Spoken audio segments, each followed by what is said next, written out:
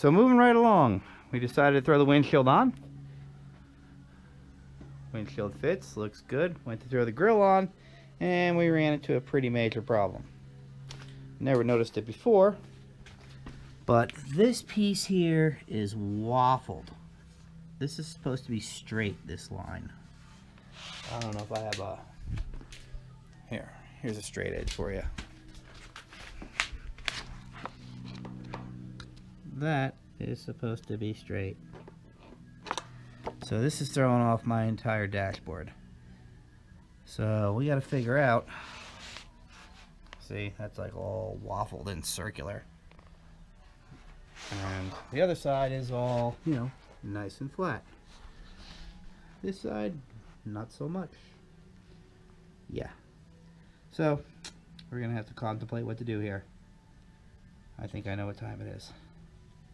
It's time to come up with some good ideas. There might be alcohol. So, a couple minutes later, we came up with a game plan. So just so you can see how bad this is, that's supposed to be straight. We have a good ½ inch gap in there. Pretty much fit my pinky up in there. So what we're gonna do, we got two pieces of steel. Gonna put one on the inside, one on the outside. We got a ½ inch nut, bolt, and washer. We're gonna squeeze these, and hopefully that will pop out. If that doesn't pop out, then this corner is going to pop in, and then I'm going to be in an even worse scenario. Probably be heading up to New York to buy that $30 dashboard on Marketplace. So let's give this a shot, see what happens.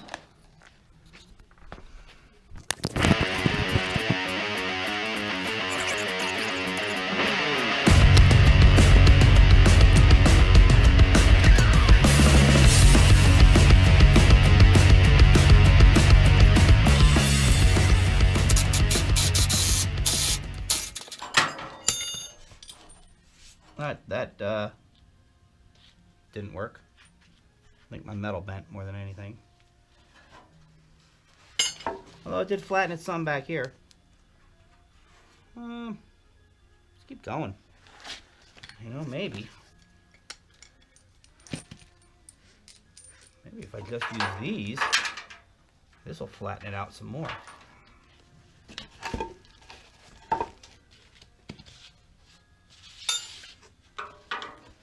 Washer.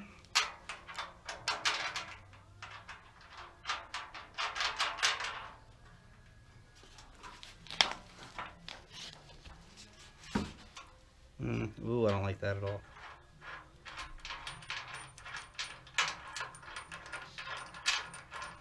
However, I really don't need much on the back. If I go with both pieces of metal on the front,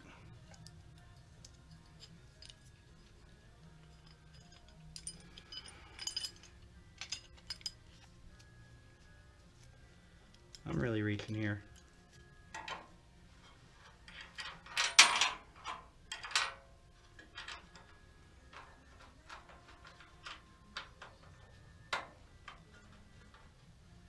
Ooh, I don't want that. That's gonna really fuck that up.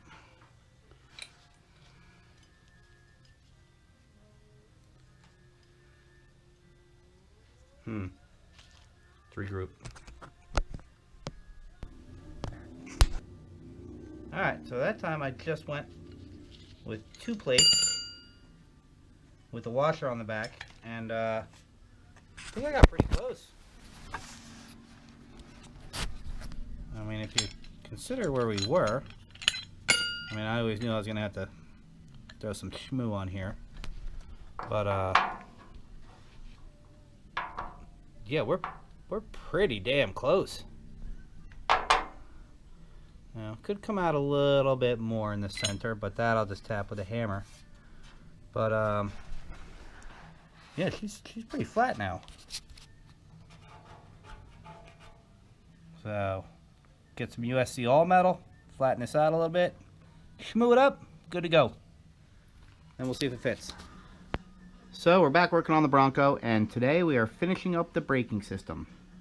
And really the last thing for us to do is the emergency brakes. So, because I have a 2.5-inch lift in here, my emergency brake cables do not fit on the bracket how it comes from the factory. So if you look under here, you can see originally the bracket came out and forward and back. Well, there was no way that this cable in particular was going to fit. So what I had to do was I had to cut the bracket off, flip it over so it faced the back, and I even had to move it in. Now that's going to provide me with some problems up here with the linkage. So normally you have this bar, and this bar falls into here and goes to the connector. As you can see, there's no way that that's going to help. So what I did was I drilled another hole. So I would take the bar, put it in, and nope, still not making it. So my solution, because they do make extended emergency brake cables, I think they're like 80 bucks or so. So what I'm going to do for the low price of $2, got me like a 10-inch piece of all thread, and since I moved this inwards, this angle is going to be wrong, so I'm actually going to use this little area here. So basically we're going to take the all thread, throw it through the bottom. Now, as you can see, now I'm going to be able to clip it. So we're going to go through, we're going to throw all the pieces on. I mean, not that there's a lot. We got this on, and then we got the, you know, I'm using all nylock so these don't move. And you do want to leave a little bit of, you know, you don't want this to be tight because the pedal's got to go down about 3 inches before it even engages on the first gear. So let's get this all together and see if it works. Okay, so we're all tightened up now. We got a little bit of slack in the cables, but they won't go anywhere. Yeah, we got this tightened up here. We ran the spring off the back of this. I don't know if that's right or wrong, but it'll serve its purpose. So let's go try this out.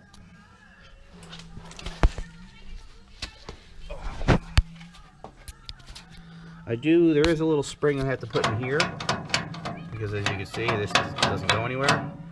So we push that in, and bang! I heard it click, it's locked. And it returns pretty well. So I could adjust it. Oh wait, never mind. Push that in. Alright. I think I'm pretty happy with that.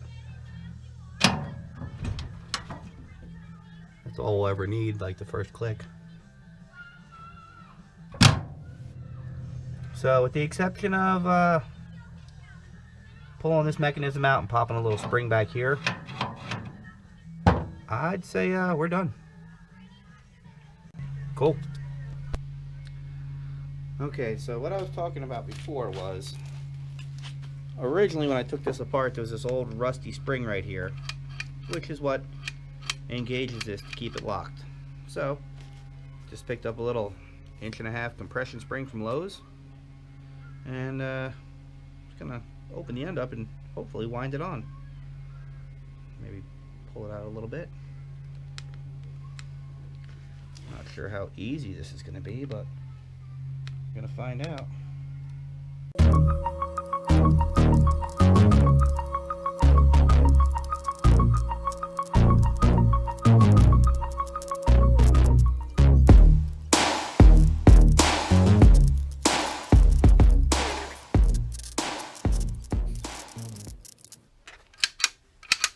Look at that. Does what it's supposed to do. Calling that a win. Pretty much where we're at now. Mechanically, we are pretty sure we're 100%. Motor runs fine. Brakes are all done. Tranny line's all connected. Went through, tightened up all the brake lines. So next thing is going to be body work, which I am about to start. Just went through pour 15 the back of the grill just to kind of get that out the way. That way we can work on the grill tomorrow, top side.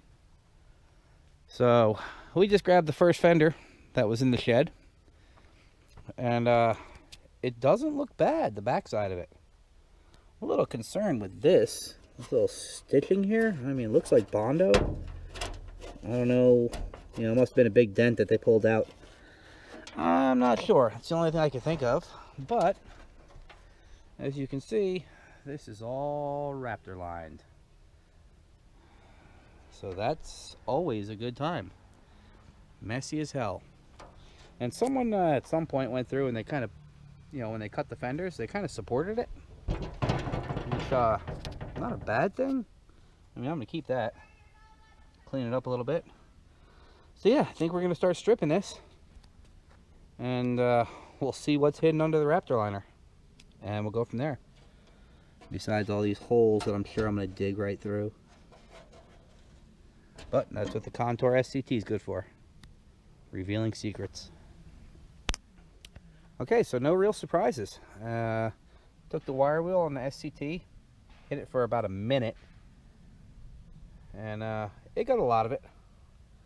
You can see all the Bondo cracked off of this. So I think before I undercoat it, because I'm going to undercoat this, then I'm going to work on the top side. I think I'm just going to weld these all shut. Just gives me an excuse to use the welder. And we're going to switch over to the little guy and do the rest. We'll check back in. Okay, so continuing on with the right way to do the wrong thing. I'm going to go through and I'm just going to randomly tack one of these holes. And hopefully fill it up. Let the welder turn down so I shouldn't burn through. So, worst case scenario, I mean, I did plan on buying new fenders. They're only like 200 bucks. But we're going to try to save this. So, let's see what happens.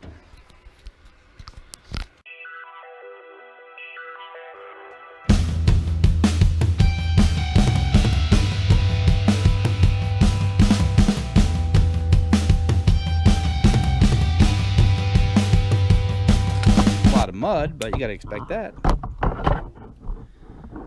So yeah, they're filled. All right. Let's do the other 13 holes. Okay, so we are trying to save this fender. And what we're doing, I'm going to show you the penny trick. I learned this from Kevin. They do make these nice little copper tools. But if you look really close, you can see some pinholes here. So, I don't have one of those fancy tools. So I took a paint stick, some double-sided tape, and a penny.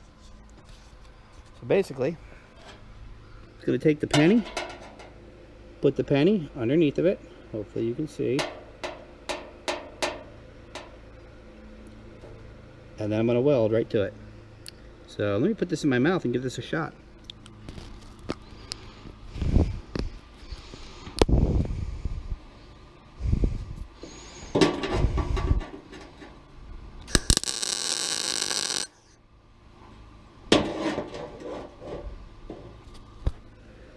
And now, no more hole. Penny's got a little mark on it. You can get about 3 or 4 plugs done with a penny. Then eventually you weld it. So, a couple left. Let's see, there's one right there. You want to make sure you get the copper there. Let's lay this down. Try not to kill the GoPro.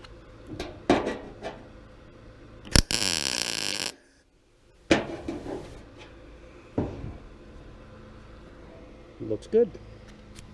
Okay, so we went through, ground everything down. A couple little dimples here and there, but this is all going to get plastic on it anyway. First I'm going to use the USC all metal, and then we're going to body plastic it. But in the meantime, we have this ugly looking antenna hole. And I don't know how well you can see it, but it's pretty far down. So we're going to try to bring this up before we weld a piece of sheet metal to it.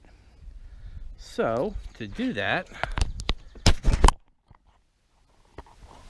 we have our handy piece of metal that we just used recently.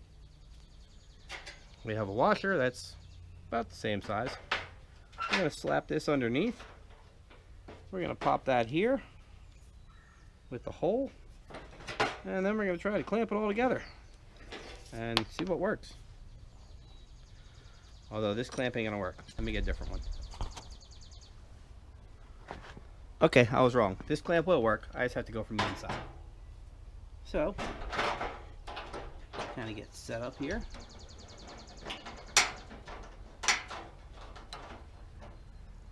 Kind of get where I need to be.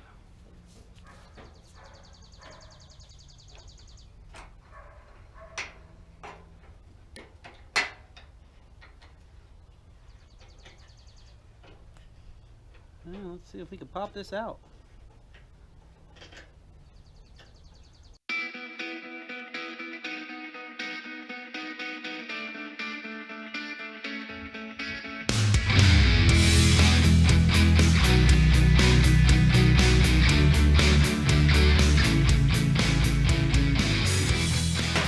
Alright, so that's much better.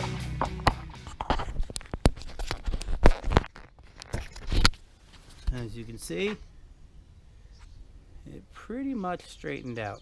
Not perfect, but good enough to weld. So let's get a piece cut. Okay, fast forward an hour. No more antenna. She's all filled in. A little bit of body plastic, cover everything up, but I think it's gonna work out.